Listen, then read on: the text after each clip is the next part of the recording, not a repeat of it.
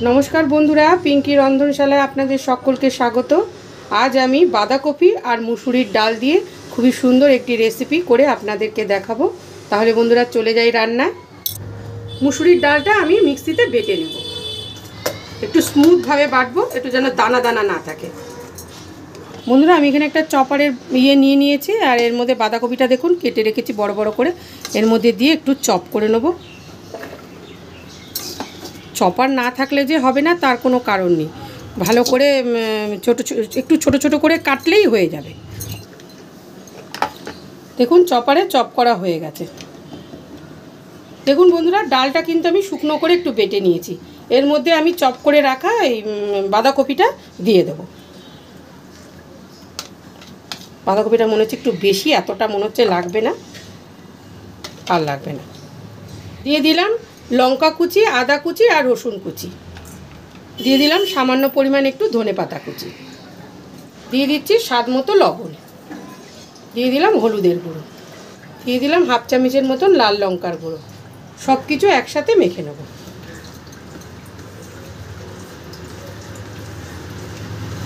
माखा रेडी हये गेছে। चलुन एटार एकटू पकोड़ा भेजे निচ্ছি। पकोड़ागुलो आस्ते आस्ते करे आमि छेड़े दिচ্ছি। যে কোনো শেপে আপনারা করতে পারেন বন্ধুরা, আমি এইভাবে করছি গোল গোল করে। আর একটা দিয়ে দিলাম। পকোড়াগুলো আস্তে করে আমি এবারে উল্টে দেব। কাজটা কিন্তু বন্ধুরা একটু হালকা হাতে করতে হবে, নাহলে কিন্তু ভেঙে যেতে পারে।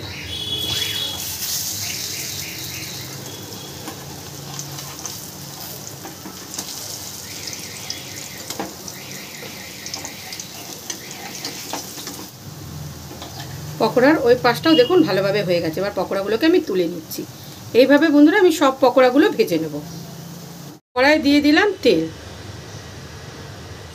তেল গরম হয়ে গেছে, তেলের মধ্যে দিয়ে দিচ্ছি গোটা জিরে আর একটা শুকনো লঙ্কা।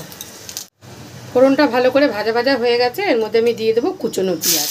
আমি একটা ছোট সাইজের পেঁয়াজ কুচি করে রেখেছি, সেটা দিয়ে দিলাম। পেঁয়াজটা আমি একটু লাল লাল করে ভেজে নেব। পেঁয়াজটা দেখুন লাল লাল করে ভাজা হয়ে গেছে। এর মধ্যে আমি দিয়ে দিলাম 1 ইঞ্চির মতন আদা আর 4টে রসুন আমি বেটে রেখেছি, সেটাকে দিয়ে দিচ্ছি। জল দিয়ে দিলাম বন্ধুরা, নাহলে মশলাটা পুড়ে যাবে। দিলাম 1 চামচের মতন একটু পেঁয়াজ বাটা। আদা রসুন পেঁয়াজটাকে একটু ভালো করে কষিয়ে নেব। দিয়ে দিলাম হাফ চামচের মতন জিরের গুঁড়ো, হাফ চামচের মতন লাল লঙ্কার গুঁড়ো, এটা যে ঝাল লঙ্কার গুঁড়োটা সেই লঙ্কার গুঁড়ো, স্বাদ মতন লবণ, দিয়ে দিলাম হলুদের গুঁড়ো, সামান্য পরিমাণ আর একটু জল।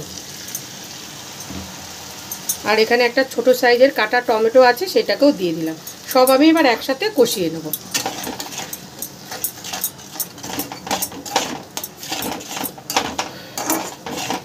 মশলাটা দেখুন কষানো হয়ে গেছে।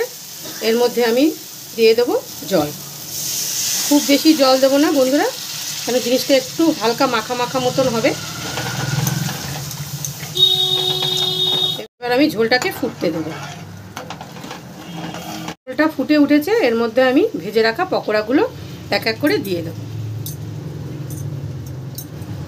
বন্ধুরা রেসিপি কেমন লাগলো অবশ্যই কমেন্ট করে জানাবেন। ভালো লাগলে একটা লাইক করবেন এবং আমার চ্যানেলটিকে বন্ধুরা অবশ্যই সাবস্ক্রাইব করবেন। এবার আমি ঝোলের মধ্যে বড়াগুলোকে একটু ফুটতে দেব।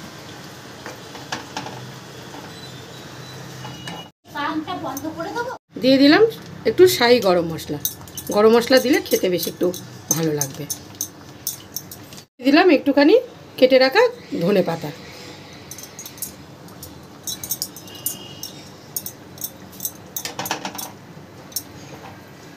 এবার আমি তরকারিটা সার্ভ করে নেব। দেখা হবে বন্ধুরা পরের কোনো ভিডিওতে।